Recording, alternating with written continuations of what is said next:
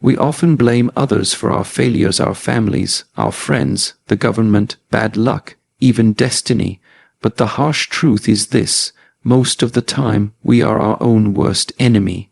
Not because we want to fail, but because we allow fear, laziness, excuses, and procrastination to destroy the greatness within us. Every time you doubt yourself, every time you say, "I'll do it tomorrow," every time you let fear win, you are not fighting the world. You are fighting yourself. The battles that really shape your life are the silent wars fought in your mind.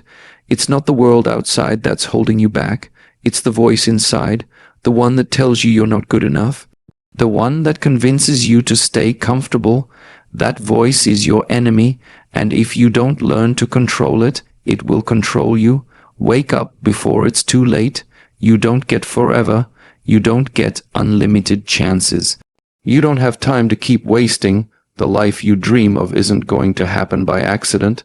It's going to happen when you finally stop making excuses and start taking action, even if it's hard, even if you're scared. You have one life, one shot. Stop being your own enemy. Become your biggest supporter. Get out of your own way and become the person you were meant to be. From the outside, it's easy to point fingers. We blame the economy, our upbringing, our relationships, or even luck. But deep down, if we're honest with ourselves, we know the truth. The biggest enemy we face is the one living inside our own mind.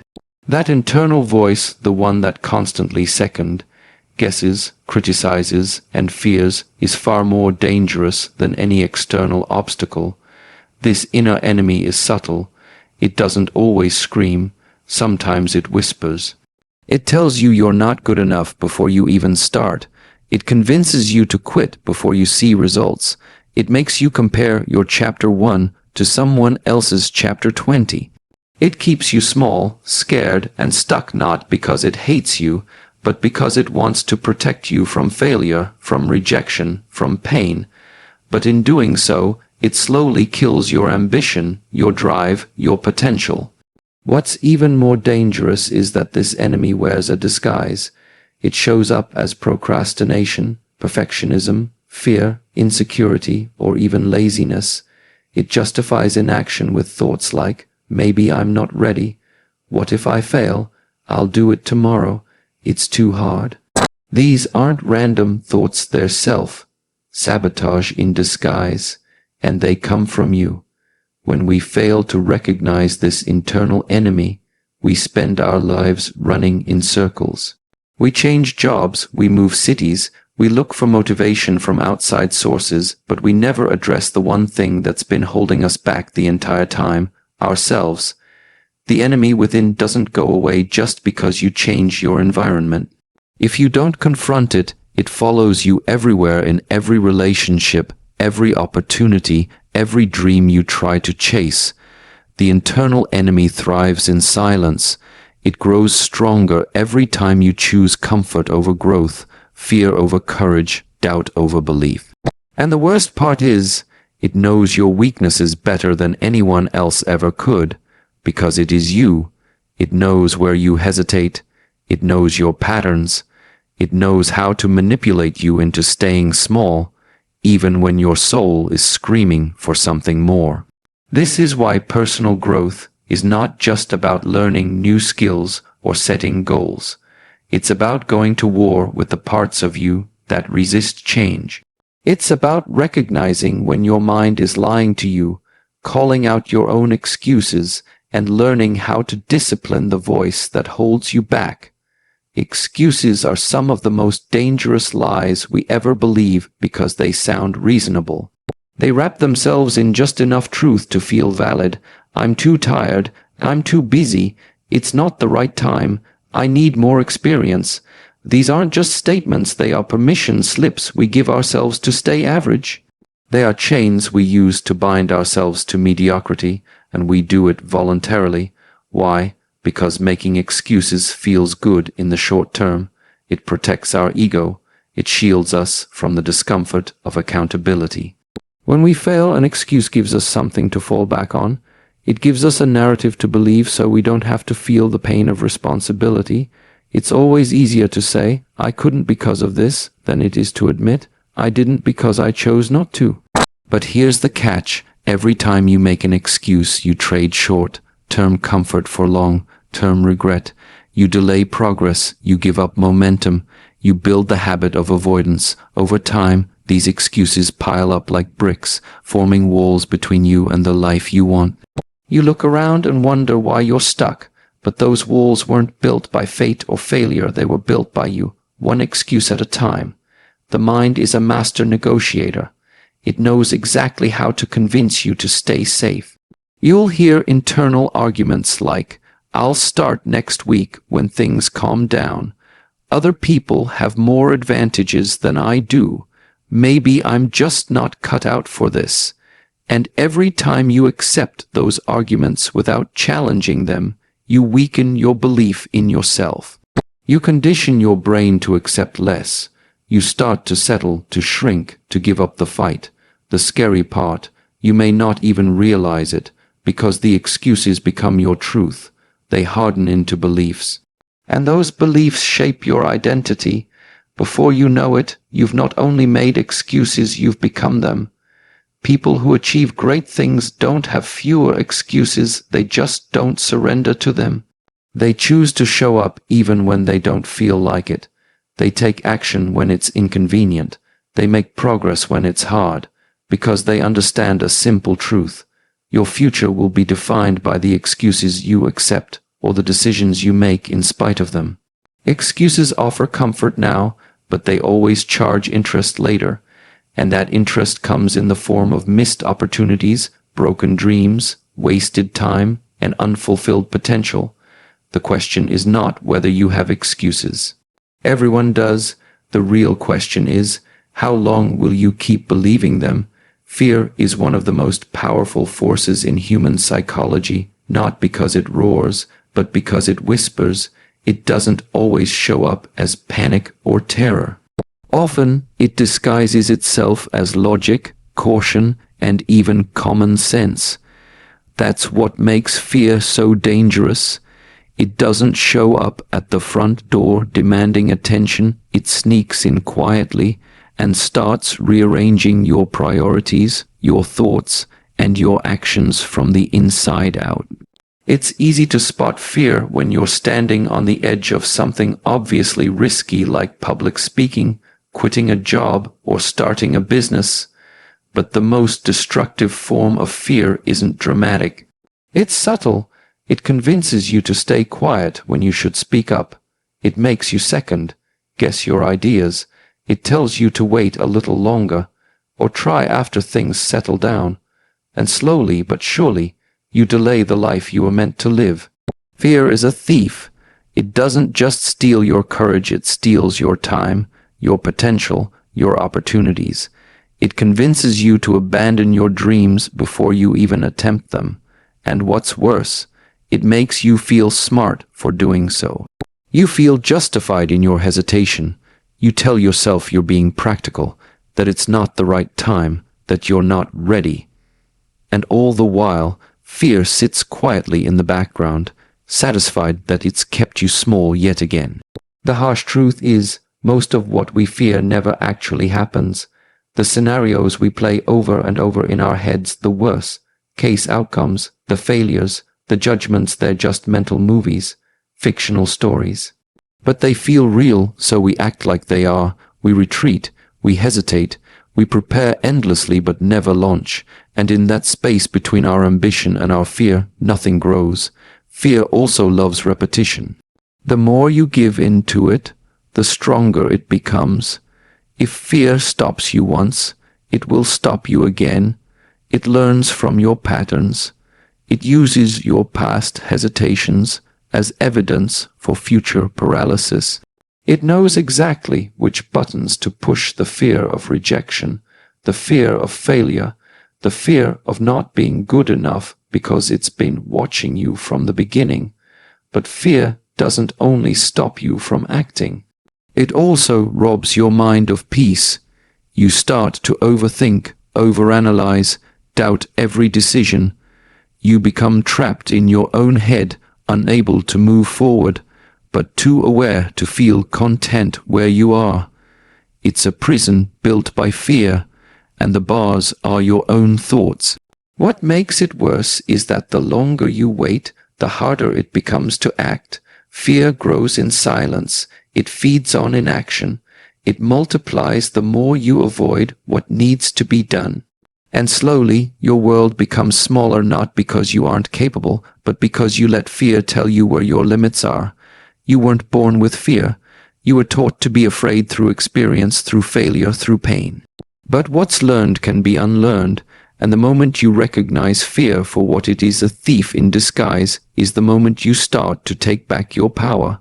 At first glance, your comfort zone feels like a safe place. It's familiar, predictable, and easy. You know what to expect. There are no major risks, no fear of judgment, no significant failure. It's the psychological space where everything feels fine. But here's the truth. Your comfort zone is not your friend, it's your trap. And what makes it dangerous isn't how it feels today. It's what it silently costs you over time. Comfort zones don't scream at you. They don't burn your dreams overnight. They don't destroy your ambition in one dramatic event. Instead, they slowly smother your potential like a blanket that gets heavier each day. One missed opportunity here, one delayed decision there, one more "I'll do it later." Before long, you look back and realize you've spent years circling the same life, making the same excuses, running the same loops, and nothing's changed. What makes comfort zones so deadly is that they disguise themselves as normal life. Society has conditioned us to think staying safe is smart. Don't risk too much. Don't try something unless you're guaranteed success. Don't embarrass yourself. But here's the reality. Nothing extraordinary grows in comfort. Growth is inherently uncomfortable. It involves challenge, uncertainty, resistance, and failure. If you're not experiencing discomfort in your daily life, chances are you're not growing, you're coasting. And coasting might feel good for a while, like being on autopilot. But it slowly takes the edge off your potential. It makes you softer. It dulls your hunger. It lowers your standards. You settle into routines that don't stretch you. You surround yourself with people who don't challenge you. You accept a version of life that's less than what you truly want, because it's easier that way. Over time, that easier a life becomes your reality, not because you couldn't do more, but because you refused to be uncomfortable long enough to reach it. The comfort zone is also where dreams die the quietest deaths, not in moments of public failure, but in the hundreds of tiny decisions where you chose safe over possible. You didn't chase that idea. You didn't have that conversation. You didn't step up when it mattered, and you justified each moment because it didn't seem like a big deal. But when added together over time, those decisions form a life that is smaller than it could have been. There's also a psychological trap in comfort zones. They create the illusion that you have more time. You start to think, "I'll do it next week. I'll try next year, maybe someday." But someday isn't guaranteed. The clock is ticking, whether you act or not. The painful reality is that many people don't leave their comfort zones until life forces them out through loss, failure, or regret. And by then, the time they could have used to build something extraordinary is gone. You don't need to escape your comfort zone all at once, but you do need to start disrupting it daily. You have to build the habit of doing things that stretch you, facing fears, embracing challenge, having uncomfortable conversations, pushing your limits. Because discomfort is the gym where character, strength, and vision are built.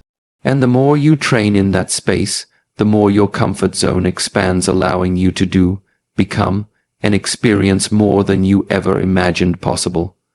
Time is the most precious currency you will ever possess, and the most cruelly limited. Unlike money, you can't earn it back. Unlike opportunities, you can't find more of it. Once a moment passes, it is gone forever. Yet despite this undeniable truth, Most people live like time is infinite. We procrastinate, we delay, we wait for the right moment, thinking we have all the time in the world, but we don't. And the biggest tragedy is not that we run out of time, it's that we waste it doing nothing that truly matters. Every day you wake up is a chance to move closer to your dreams, to change your life, to build something that matters. But instead of using that day intentionally, most of us spend it scrolling, drifting, reacting, surviving, not living. We say we'll start tomorrow. We say we'll try next year. We say, when I'm older, when I'm ready, when things calm down. But life doesn't wait for your timing. It keeps moving. And before you know it, you're looking back, wondering where the time went and why you're still stuck in the same place. Wasting time doesn't always look like doing nothing. Sometimes it looks like doing the wrong things. You stay in relationships that drain you. You chase jobs that don't align with your values. You fill your calendar with tasks that keep you busy but not fulfilled. You keep yourself distracted so you don't have to face the uncomfortable truth. You're not living the life you were meant for, you're living the one you've settled for. The scary part is how normalized this becomes. We surround ourselves with people who also delay their dreams. We listen to advice from people who gave up on their own goals. We justify our inaction because everyone else is doing the same. And so the years pass quietly, steadily as we float through life with the illusion that we're progressing, when in reality we're just existing. And then there are the distractions, endless, seductive distractions. Social media, entertainment, gossip, comfort. These things are engineered to steal your attention. Every minute you spend consuming someone else's life is a minute you're not creating your own. And once those minutes are gone, they don't come back. You don't get to restart at the end of the day. You don't get rollover hours. You just lose them. But perhaps the most dangerous form of time wasting is indecision. The endless planning, analyzing, preparing but never starting. You wait for certainty. You wait for perfection. You wait to feel 100% ready. But that moment rarely comes. And while you wait, time slips through your fingers like sand. You tell yourself you're being careful, but what you're really doing is stalling. Fear is hiding behind your hesitation, and it's using time as its shield. The people who create powerful lives don't have more time, they just use their time with greater purpose. They understand the value of every hour. They know the weight of a day. They don't treat time like it's disposable, they treat it like it's sacred. And that mindset changes everything. You don't need more time, you need more urgency. Because no matter how young or old you are, your time is running out. And every second you spend doing nothing, every second you spend doubting, delaying, and distracting is time you'll never get back. There is a pivotal moment in every person's journey, the moment they stop blaming others and start taking full, unapologetic ownership of their life. Until that moment happens, true transformation is impossible. You can't change what you don't own. And if you keep handing your power to circumstances, people, or your past, you'll never be in control of your future. Ownership doesn't mean everything that happened to you was your fault, but it does mean it's your responsibility to respond to it. Life is unfair, unpredictable, and often painful. People will betray you. Opportunities will pass you by. Doors will slam in your face, but none of those things determine your destiny. Your decisions do. The more time you spend blaming others, the less time you spend building solutions. And every minute you refuse to own your reality is a minute you surrender your power to change it. Taking ownership is not easy. It means looking at your life, your habits, your results, your mindset, and admitting that they are a direct reflection of your choices. Not luck, not timing, not fate, your choices. That's a hard pill to swallow, especially if you've spent years trapped in patterns of excuse, making, procrastination, or self-sabotage. but that moment of honesty is where your freedom begins. Because if you are the problem, then you are also the solution. The truth is, no one is coming to save you, not your parents, not your partner, not a mentor, not a miracle. If you're waiting for someone to give you permission to start, to believe in you, to push you, you'll be waiting forever. You are not owed anything, and the world doesn't reward potential, it rewards action.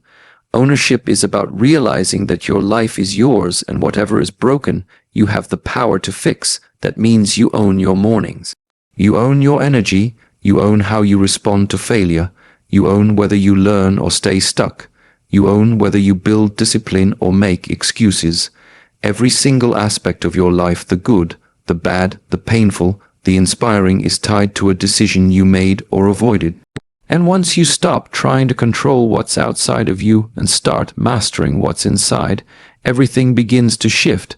People who take ownership live differently. They don't get stuck in what-ifs. They don't drown in comparison. They don't spend their energy blaming the system, their parents, or their past. Instead, they use what they have. They get resourceful. They look at themselves and say, "This is my life, and I refuse to waste it." When you operate from ownership, setbacks become fuel, not dead ends. You learn from your mistakes instead of being defined by them. You stop living reactively and start living intentionally. You create goals, pursue them with clarity, and stay accountable, not because someone's watching, but because you demand more from yourself. Ownership is the mindset shift that turns victims into leaders, dreamers into doers, and survivors into creators. It's the difference between drifting through life and designing it, between waiting and becoming. Inside every person, there are two voices, two forces constantly at war. One builds you up, pushes you forward, challenges you to rise. The other tears you down, holds you back, and convinces you to settle. The most important battle you will ever fight is not against another person, not against society, not against your environment. It's you vs. you, and who wins determines everything about the life you live. Every day, you get to choose. Will you be your own enemy, or will you be your greatest ally? Being your own enemy isn't always obvious. It often looks like perfectionism, overthinking, or self-criticism. It's that internal voice that says, "You're not smart enough. Who do you think you are? You'll just fail again, so why bother?" That voice doesn't need evidence, it feeds on your insecurities. It remembers every failure and forgets every win.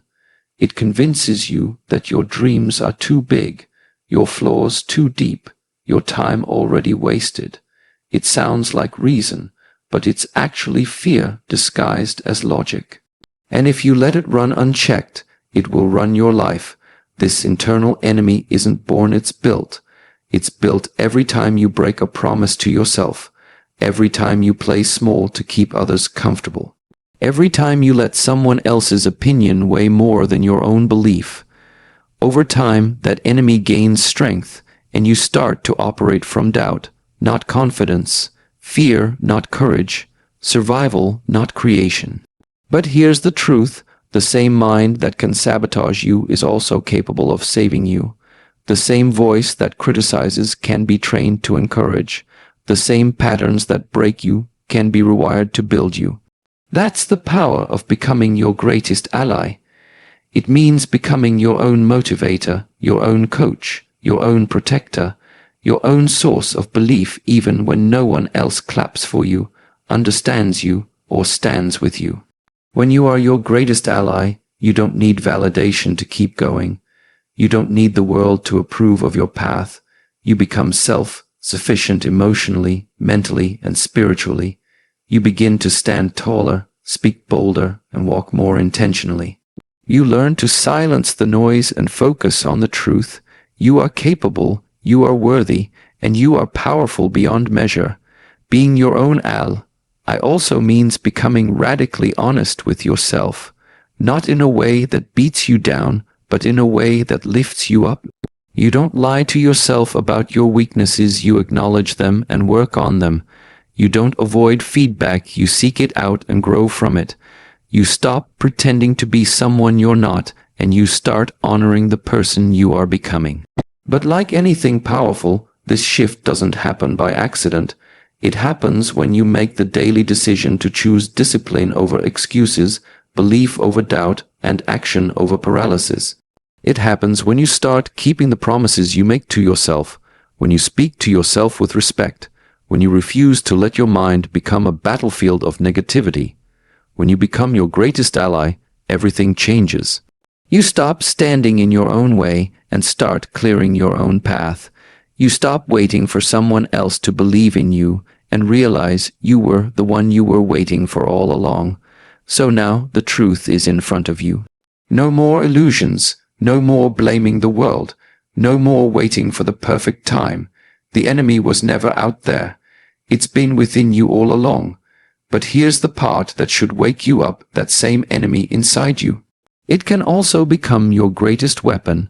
You don't have to stay stuck. You don't have to keep losing the war inside your own mind. You can fight back. You can choose discipline over doubt, courage over comfort, ownership over excuses. You can train your mind to work for you, not against you. And when you do that, you become unstoppable. But you don't have forever. Wake up before it's too late. Wake up before more years are wasted. Wake up before regret becomes the loudest voice in your life, because time is running, your future is calling, and you have one question to answer right now. Will you rise, or will you keep standing in your own way?